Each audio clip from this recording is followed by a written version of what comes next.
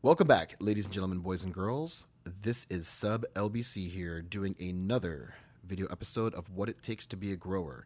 And this one is going to be somewhat interesting, guys, because we are going to kind of diverge on a little tangent here for a bit. And what I'm going to be doing here in this video is actually somewhat addressing some interesting comments that I had gotten in my Stepping Up My Game video. I believe it was the video unveiling the location for the third nursery.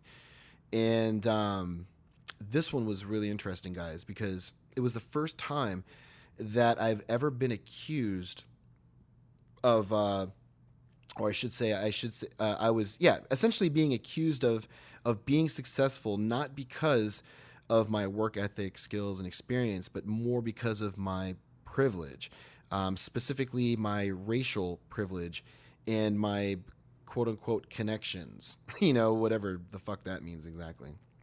Of course, with no detail being put on how those connections were, how they came about. That's never discussed. Just the fact that I had them, right?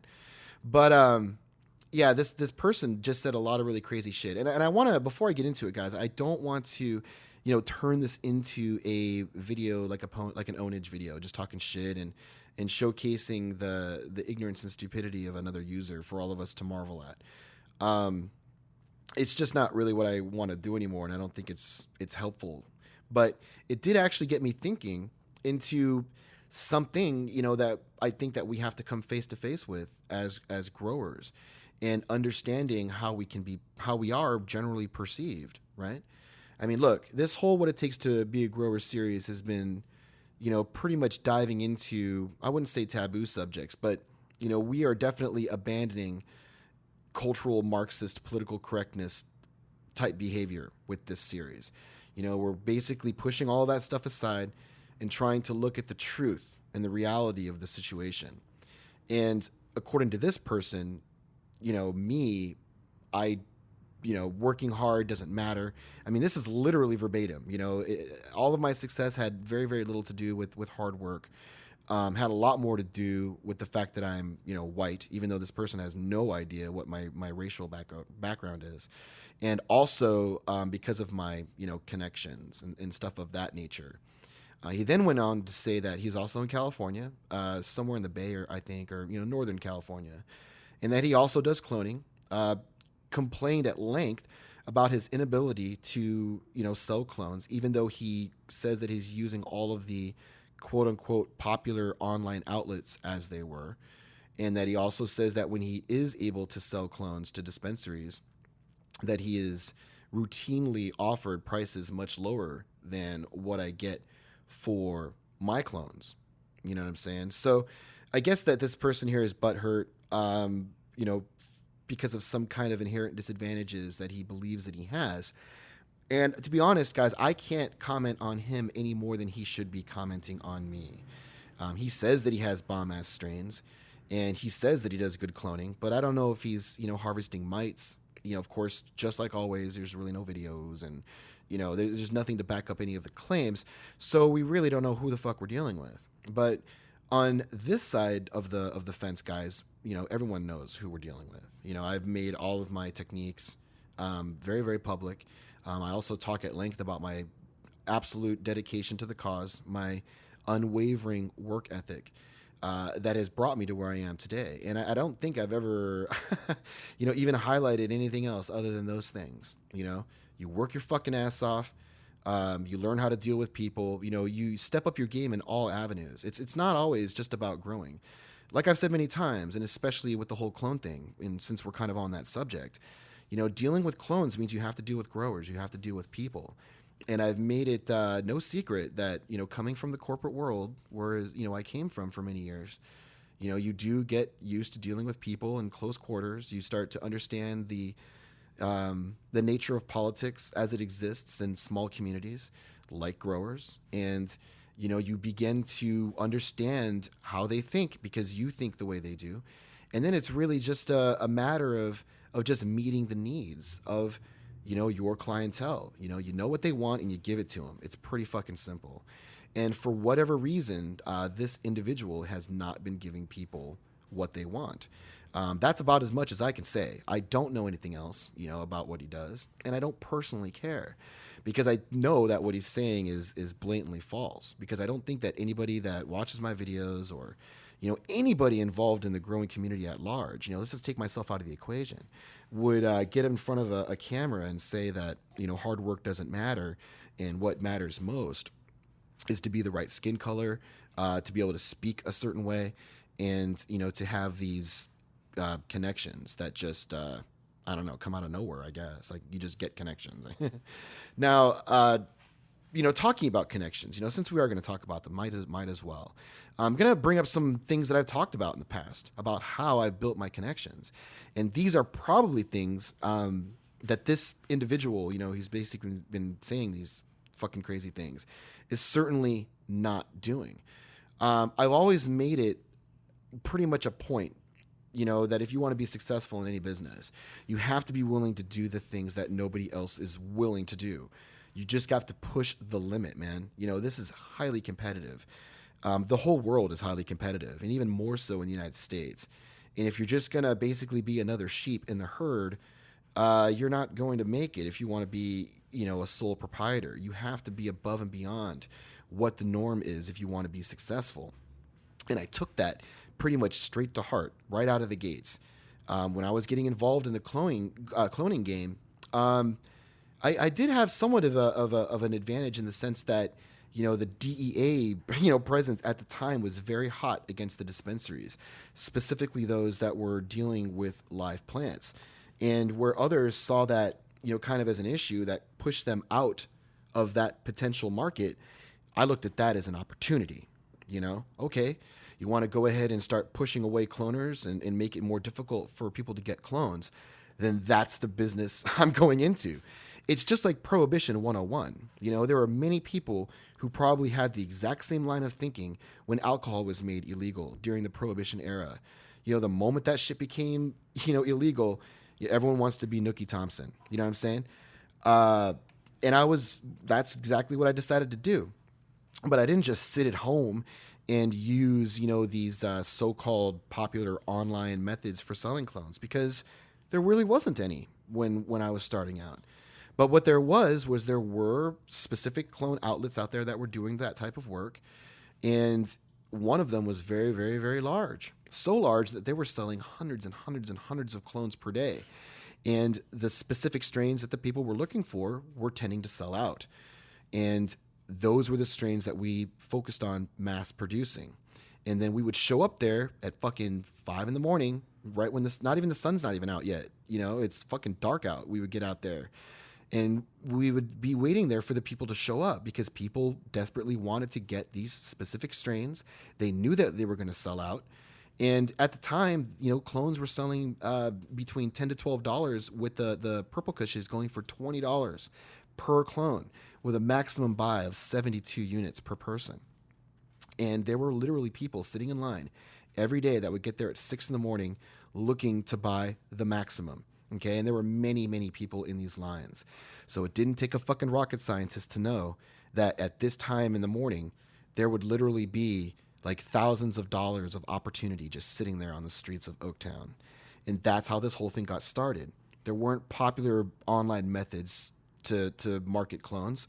So I decided to make my own website and have my own message board where all my members that were, people that I had met out in the field could come and coordinate, and be able to get their orders in advance, actually do online ordering and have, custom orders built.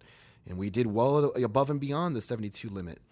And we basically created a whole market where none had really existed before. That's how this whole thing started. So, did the connections just materialize? Fuck no. I had to work my ass off, 12 hours a day, 7 days a week for years, and it continues on. That streak continues on today. So I really want to just make that as a message to everyone. Nothing just happens. You can't just sit at home and fuck around on the internet. You really have to just engross yourself, find out where you can make your mark, know where your strengths are, know what your weaknesses are, and be in opposition to those forces at all times, and you will be successful. Simple as that. Now, getting off the whole hard work, reaps good results subject, since I'm pretty sure everybody agrees with that already. Let's talk about race. And let's just ask it. Let's just ask the question right out in the open, guys. Does it help to be white if you're a grower? And does it set you back if you are black and you are a grower? And I before I even answer this question, I was thinking about doing a whole breakdown about racism and privilege and stuff of that nature. And I don't want to do that. That's not why I'm here. Let's just ask the hard question. I'm going to answer it, and then I'm going to talk about my reasons for it. The answer is, it could be very much, well, yes. Okay. It helps to be white. But when I say white, not only do I mean you have white skin, but you also have white culture. You speak like a white person does, or you speak white. I don't really know what other language to use. What I'm saying? Again, I'm against the whole cultural Marxist PC brigade. So, bear with me as we kind of muddle through this. But I think that most people understand what I'm talking about. There's a very certain way that I speak to people. It's the I guess it's the mercantile language, right? You put me into a boardroom with highly educated individuals from Harvard and Princeton University, and I have to do a high-level discussion and answer in-depth questions about specific subjects, regardless of, I would imagine in my, whatever it is that my strength is at the time, and, specifically technology, I guess, if we're talking about corporate world. But I can have these kinds of discussions. And being able to speak the mercantile language is going to get you really far, especially if you have the white skin to match. There's absolutely no doubt about it, seriously. It's kind of ironic because the cannabis really was a minority use drug, popularly speaking. In fact, one of the main reasons why cannabis was made illegal initially was to basically oppress minorities, specifically black people and Latinos, because they smoke weed. So how better to fuck with these people than to make weed smoking illegal, and then we can have an excuse to throw them in jail. I mean, that's really how this whole thing started. But something happened, and that is, kind of, I would imagine, towards the 60s, the whole civil rights era, that whole anti-war movement. Marijuana started becoming very, very mainstream, and it worked its way into white culture. And now there were a lot of white people smoking weed. And of course, like white people generally do, we take things and we just run with it. Then we've started developing indoor hydroponic methods. There's just this huge push, for cannabis. And I think it's pretty safe to say that, even though the cannabis growers are a very diverse group of people, it is still a kind of a white dominated field of work. I don't really know that many black growers, and the ones that I do know are ones that I brought them up myself. You know what I'm saying? They weren't really, I think, like, one of them, they were kind of, growing kind of here and there, but they didn't really become like real professionals, kind of like where I would consider them colleagues until they started working with me, and we started building them up. There's Asians that grow, obviously a lot of Latinos that grow, especially here down in Southern California.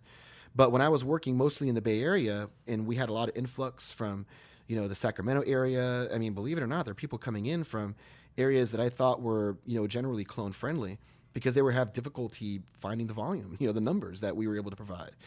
And honestly, guys, working mostly with white people, I'd say better than 50% white, and then the other 50% everything else. But that's white dominated, you know what I'm saying? So with that being said, and you look at the dispensary ownership diversity scale, again, there's a lot of white ownership with, a lot of exceptions. But it is that way, which is ironic, because now, we're using the same, laws to throw the minorities in jail. Now it's actually hurting the actual people that pass the laws. If you're looking things completely in a racial context. And it just goes to show how fucking insane the war on drugs is. So now that takes us to the kind of the taboo part of the question, is it going to work against you to be black and to be a grower? And trying to do just an even-handed assessment as broadly as possible, the short answer to that question is yes. Okay, it's going to be yes for a lot of reasons.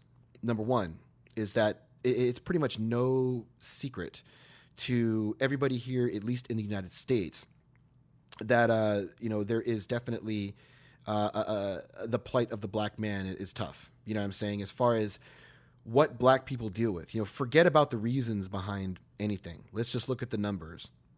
The lack of education, the overwhelming majority of single motherhood in that racial demographic, the fact that the black female is at the fucking absolute bottom on the scale of desirability, and for good reason. There's just been just a complete cultural breakdown with black men, centered around a lot of different things. Obviously racism from the outside, a lot of societal prejudice that works against black people.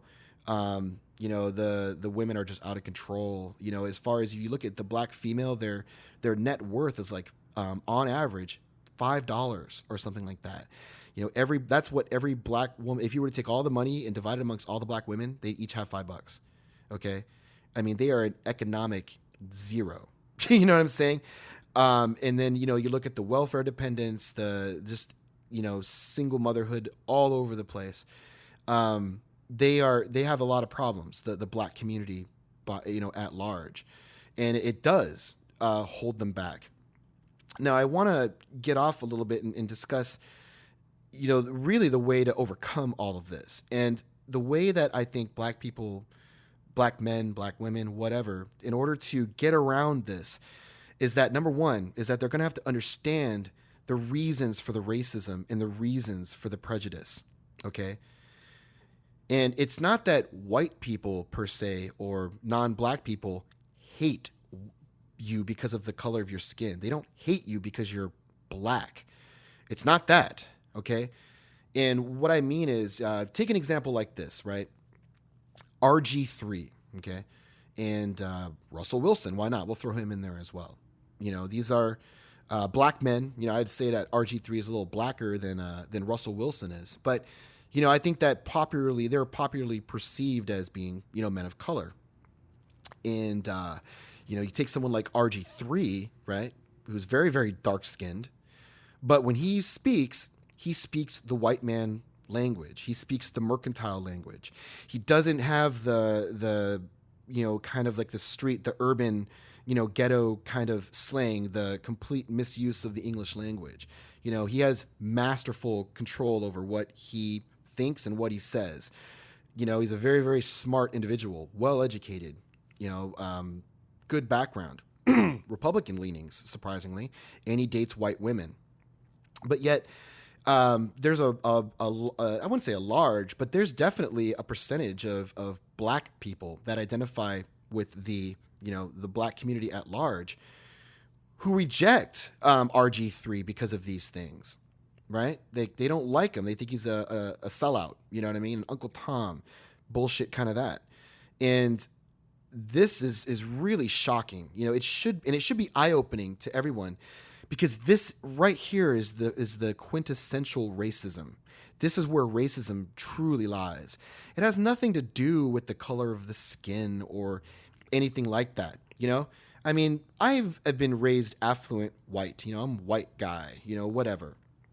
And if I was an older white guy that had a young daughter that was RG3's age, and she's like, yeah, I've got this new boyfriend, and I didn't know anything about him, and she never said he was black. And then one day she's like, he's gonna come home, and she brings home RG3, and forget he's rich Washington Redskins rookie. Let's just say he's just everything that RG3 is minus NFL fame. I wouldn't have a fucking problem with RG3. Now, let's say she brings home another version of RG3 that starts ghetto slanging it, and not even barely out of high school, maybe a high school dropout. His goal in life is to make a rap album or some bullshit like that. Then I'm going to have a problem. You know what I'm saying? So white people, okay, have overwhelmingly, I think, accepted RG3 as they love RG3, I guess is what I'm saying. I don't find too many, even like people that generally have kind of racial leanings or whatnot, not too many people have bad things to say about RG3. Russell Wilson from Seattle, another great example of this. And I'm only using them because they're popular. You guys know who I'm talking about. Very well spoken, command of the English language, very well educated. And each of these individuals would be, I think, wildly successful even if they didn't make it into the NFL. And the same could not be said for a lot of their, brothers, so to speak, that share the same skin color as them. So I guess what I'm really trying to get at here is that racism really has nothing to do with skin color, right?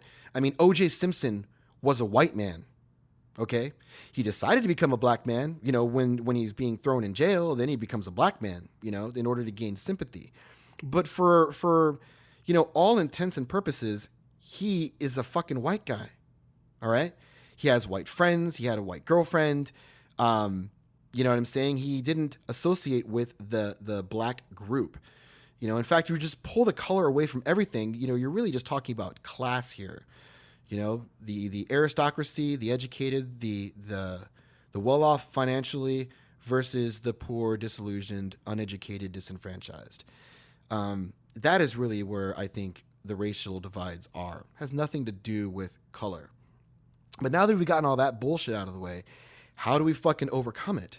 Or I wouldn't say how should we, because I'm not really black per se, but as me talking to black people, how do you overcome it? Okay. Now that we've agreed that you simply being a black person, realistically, knowing how stupid people are, that they use the same tools to judge groups. They use those tools to judge individuals. We know that people do those things.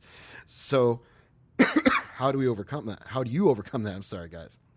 I don't want to think that I'm speaking for someone that's not, part of my group, I guess, per se. But it's real simple, and that is you have to fucking become white, you fucking guys. That's it. You have to actually become a white person. You got to do what RG3 does. You got to do what Russell Wilson does. You got to do what Colin Powell does. Shit, you maybe want to do something like kind of like what Eddie Murphy maybe kind of does. And that is appeal to your clientele, whoever they may be, which probably will be a lot of white people, might even be Asian people. A lot of these groups that may not like blacks. Asians are incredibly racist against blacks as a group, okay? Majority of Latinos are racist against blacks as a group. The only way that you can overcome these things is to speak the white language, learn the mercantile language, the proper use of speech, the command, being able to talk intelligently about subjects. To really understand your trade, knowing what it is you're doing, and to explain that to people. Honestly, guys, if I had black skin, I don't see myself being anywhere off different than where I am right now. I really don't. And I know that there are many people out there that would say, oh, that's just your white privilege blinding you. But I'm not really white. At least I'm not perceived that way by most. When I'm out there, people don't know a damn thing about me. I generally do not get perceived as a white guy. I don't. I've been mistaken as being Italian and Mexican a lot of times, some kind of Latin, Spanish, maybe not Mexican because I'm a little too Euro looking or whatever. But there's some that just think I'm a white guy, but most don't. I've been called a lot of things is what I'm saying. And given the fact that I don't wear a fucking suit and tie and put gel in my hair and look all suave, it really pushes me away from being identified as white openly. But all of that changes when you start to work with me on a professional level. When I talk to you about what I'm going to do, when I explain how I work, just everything about my method of operating, everything changes. And black people can do the exact same fucking thing. You fucking start speaking properly, drop this goddamn ghetto slang. When you communicate over email, learn how to fucking write properly, understand syntax, phonics. You know what I'm saying? These things are really, really important. And although it may not register on people's conscious radar, it certainly registers on their subconscious radar in regards to how they perceive you. You're going to have to fucking overcome these things. And that's basically it. It's really probably a message to all people of minority. If you believe that you are being perceived in a negative light, then you're going to have to change the way that people perceive you. But it can be done.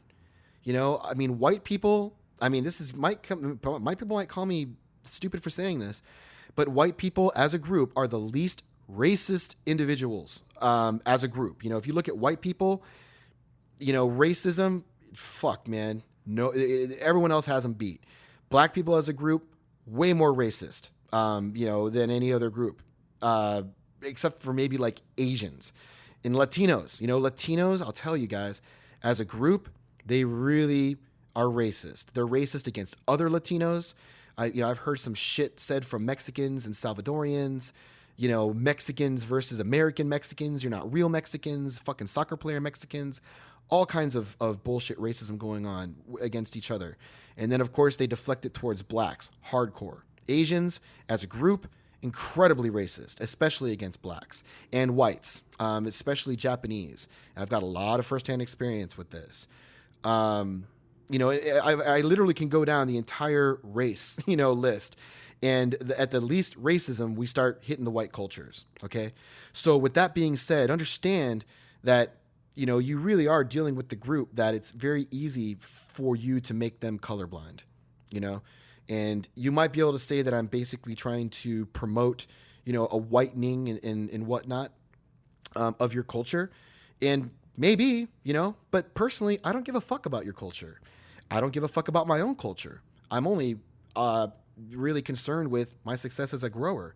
And I'll do whatever it takes, and if this was a black dominated field, where everyone is black and, and for whatever stupid ass reason, like, they really didn't like white people and you kind of had to like, lower the tone a little bit about how you talk to people. And I had to acclimate, then that's the way I would go. If fucking growing became like Asian dominated and like all of a sudden for whatever inexplicable reason, I had to learn how to speak Mandarin in order to work with anybody to make any money in this business, then that's what I would fucking do. You know what I'm saying? If that's what it came down to.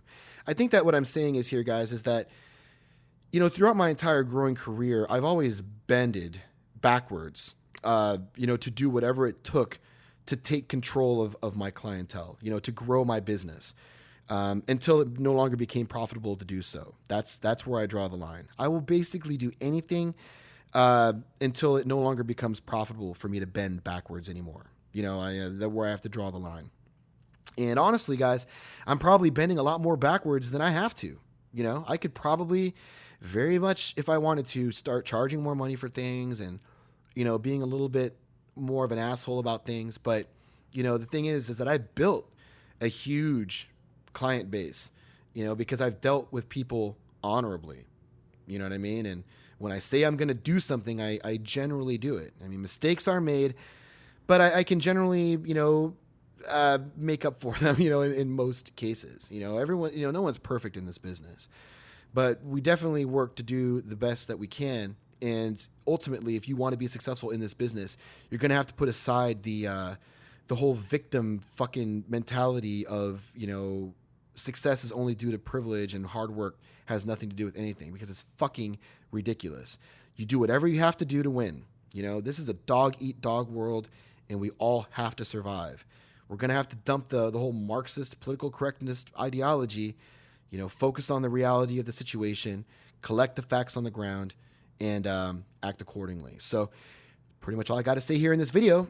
We're going to be getting right back on track with what I had initially had wanted to discuss in the continuation of the series. But in any case, guys, we're going to have a lot of other video updates coming from all over the place. So definitely stick around. Thanks a lot for watching, and I will see you guys next time.